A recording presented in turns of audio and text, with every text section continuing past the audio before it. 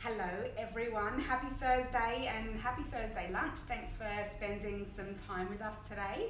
I'm Simone from Apotecari. I'm the founder and CEO of Apotecari. We launched around 3 years ago. We're an edible hair care company, so we've got a range of supplements that's dedicated to healthy hair and healthy scalp from the inside and out. So what we're going to be talking about today, we've got a jam-packed session full of information about collagen, and what we're trying to do here is really tease out the fact from the fiction in terms of collagen. There's a lot of information out there. There's a lot of kind of competing information. It's sometimes hard to know what to believe in terms of what one brand might say versus another brand. So really I wanted to shed some light on that for you guys today. Just to give you a little bit of background about me and why I'm sitting in this position talking about collagen. I'm a naturopath, a nutritionist. I finished my university studies over 15 years ago. I also am a trichologist, so before starting Apotecari I went and did some extra studies called trichology. It's the science of the hair and scalp, and really that set me up for to be in a really incredible position in terms of giving you guys some very, very factual information about collagen. So I guess we're going to kick things off. The team behind the scenes, we've got Ellie and Soph behind the scenes who are helping out today. Thanks, girls. Hello. So they will be reading us some questions. We've actually been, we've had a lot of questions come through over the last few days from our community, and super excited to answer all of them for you today. So let's do this. All right, let's start off with some of our most frequently asked questions that we have had come in. Yep. So let's begin with, what sort of difference does collagen make, and does it really work? Okay, you're coming in with the most important one first, I guess. Okay, so really, I almost feel like we should maybe take a step back and talk about what collagen is and where we would ordinarily get it from. So I guess collagen is a protein. We know that we can get proteins from all different kinds of sources. We can get it from plant sources as well as plant and animal sources, and even potentially algal sources, which aren't traditional plants. But so it's a protein. It's a really long structure, and what I tend to I'm a very visual person, and the way I usually explain what a protein is or what collagen is imagine a string of beads where you've got the beads themselves, they're amino acids. So the whole string in its totality is the protein, or that's the collagen. And then the beads themselves are amino acids. They're the tiny little building blocks that create this large structure. So the building blocks that make up collagen there's 3 main amino acids. And those amino acids kind of sit together like a helix in the same way that our DNA sits. So it's like a ladder that's been twisted. So that's kind of what collagen is. Where you would ordinarily get it from, I mentioned before, there's animal sources, there's also plant sources and algal sources. So in terms of animal sources, we know collagen can come from beef or bovine. We know that it can come from fish or marine. We know that it can come from pigs or porcine. They're the main sources. In terms of fish, even shark cartilage could kind of sit in that category. So we'll put that aside for a second. So there's animal-based proteins, and that's traditionally the collagens that are on the market. They're traditionally animal sourced. There's a reason for that, and essentially the reason for that is with animal proteins, they tend to have a complete amino acid profile, whereas with vegetarian sources, each source will have a smaller portion of those amino acid profiles. So what tends to happen with plant sources is that you need to combine sources together to create that entire profile that you would ordinarily find in animal sources. So can you remind me what the question is again. I feel like I've just like told you everything about collagen and then have forgotten the question. So we were going down the route of what sort of difference does it make? Yes. And if you don't mind, do you mind touching on, does it naturally occur in our bodies as well? Yeah, okay. So yes, collagen definitely does naturally occur in our bodies. In fact, you know, up until the age of 25, our bodies are actually very, very cleverly making collagen, you know, and making enough collagen so that we look like we're 25. But let's be honest, when you hit 25 and, you know, when you hit 25, things start to change. And collagen is one of them. So our ability to make collagen in the body starts to slow and starts to slow at the age of 25. And then we find by the age of kind of 35, those, you know, that slowing starts to appear quite visually. So in terms of what results you would ordinarily find with collagen, there's, you know, the clinical evidence, to be quite frank, the clinical evidence in terms of supplementing your body with animal sources of collagen, it's not particularly sophisticated. There is some evidence, but it's not very sophisticated. But there are a lot of people who report improvements in the skin tone and skin texture, particularly, you know, the fine lines and wrinkles start to improve over time. And really, when we're talking about the results of collagen, what we're doing is we're feeding the body with extra collagen. We're supplementing our ordinary diets with collagen. And so what we're doing is we're supplying the body with those amino acids so that the body can use those amino acids to build collagen in the skin.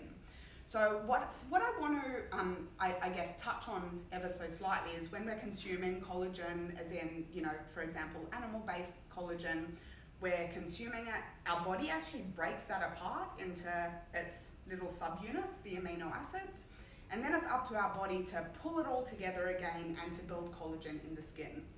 So, so really it's still up to the body in terms of the results that we see with collagen. I also want to take a step back and focus on your question about, does collagen naturally occur in the body? So actually, collagen is the most abundant protein that we have in the body. So collagen, you know, when you start to think about the abundance of anything and how important that is to the structural framework of our body, it's super, super important. It can't be understated. So collagen is used to make sure that our skin is, you know, plump and full. That's you know, part of the action in skin. We've also got collagen in hair as well. In terms of the results that you see when you're supplementing the body with additional collagen, you'll see those results in your hair and skin specifically. You'll also potentially see those results in terms of your joint health, because collagen is also another important structural compound in your joint structures, particularly your ligaments. So very, very important to get collagen into your diet. Important to get protein into your diet, because ultimately that is what collagen is. You know, in the good old days, we might have derived our collagen in our diet from eating things that we probably don't eat so much of today. So things like chicken feet and rooster combs and those sorts of things, which don't sound very nice and aren't particularly very nice to think of. You know, very different, you know, it's a very different idea thinking about getting collagen from, you know, certain animal parts and, you know, the nice white fluffy powder that comes in a bottle that's called collagen. So there is that very big disconnect there. Yeah. That's a very powerful picture. Yeah. Actually, on that, Feed Your Happiness has sent in a question, and they would like to know, is vegan collagen as effective as non-vegan sources? Oh, that's a really good question, and I'm really happy. Thank you for asking that question. So, in terms of effectiveness, as long as you're supplying the same amino acids, and as long as you've got the cofactors that activate those amino acids, there is no difference between the results that you get with vegan sources of collagen versus animal sources of collagen. That's in terms of the effect. In terms of the environmental impact of using plant-based sources versus animal-based sources, I mean, that kind of speaks for itself. So my personal preference is to go with plant-based sources because, you know, my personal philosophy and the philosophy that I've built for Apotecari as a brand is to tread lightly on this earth. And, you know, if we can remain as cruelty-free and, you know, try not to use animal products wherever we can, that's, you know, the best case scenario for me. Yep. So yes, definitely same results with vegan sources versus animal sources. With vegan sources, you just have to be a lot more strategic with where you get those amino acids from. So it's not like you can just say, you know, if I eat fish skin, I will get collagen. That's true. If you just eat one type of plant-based source of collagen, protein, you're not going to get collagen from that. It's a very careful combination of different proteins that provide the different amino acids that all fit together very nicely. Yeah, great. Staying on that theme of the vegan collagen, at Amy Baby would like to know, is it safe for her during pregnancy and breastfeeding? And I suppose, you know, would vegan be better than other sources, or what are your thoughts on that? So in my personal opinion, I think, you know, and it stands to reason, I mean, just from a very logical perspective, that if you're pregnant or breastfeeding, you want to make sure that what you're putting into the body is as, I guess, intervene. There's less intervention. There's less, you know, man-made manipulation, and I think that's maybe something to consider if you're pregnant or breastfeeding. If you're consuming an animal-based collagen, there's a lot of man-made manipulation that happens to get that product into a nice white powder for you. So, and I don't necessarily want to go into all of those gory details, but you know, it's quite significant chemical processes that break down, you know, that break down those animal parts. So I would always kind of opt for a vegan source for pregnant and breastfeeding mamas.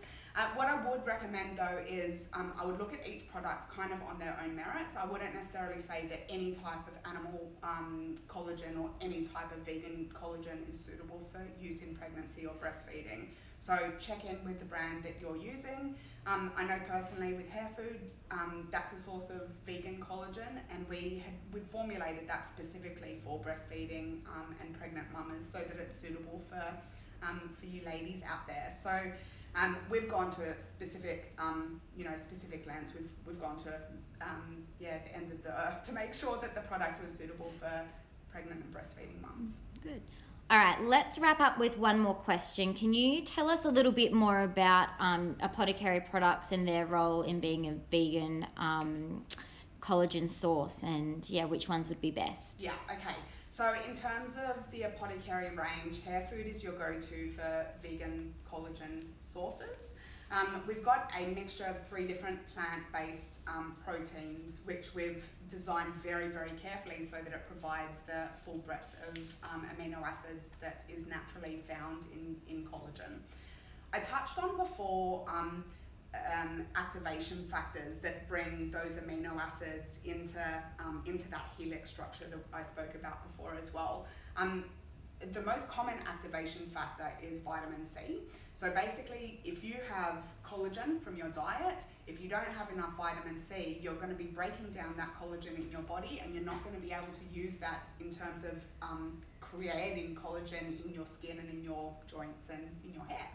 So what I would recommend is always make sure that you supplement any type of collagen with some form of vitamin C or some form of activation factors.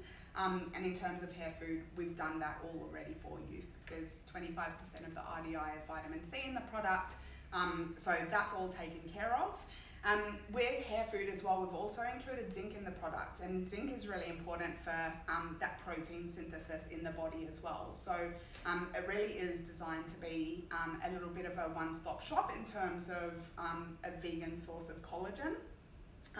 Hair food as well contains amino acids, but not the same type of amino acids that are found in collagen.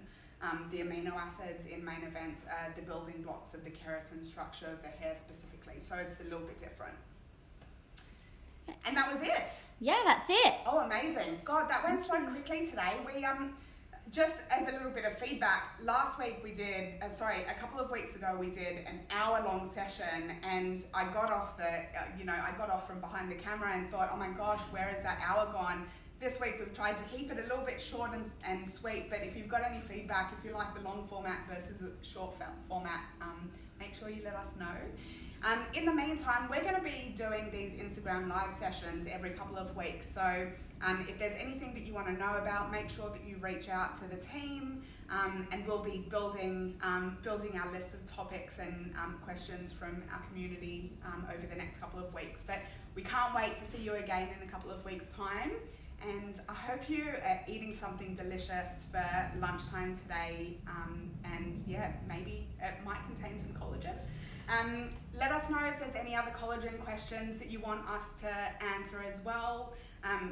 Of course, we've got naturopaths and nutritionists, as a part of our team, myself included, so we're well equipped to answer any of your questions. So I'll see you in a couple of weeks' time. Thanks for spending your lunchtime with me, and yeah, chat again soon.